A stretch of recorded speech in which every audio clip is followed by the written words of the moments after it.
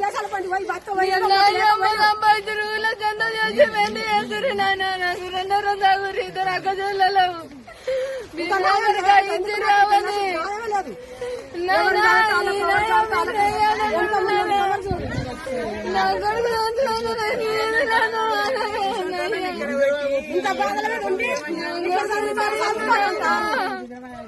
ఇంత బాధ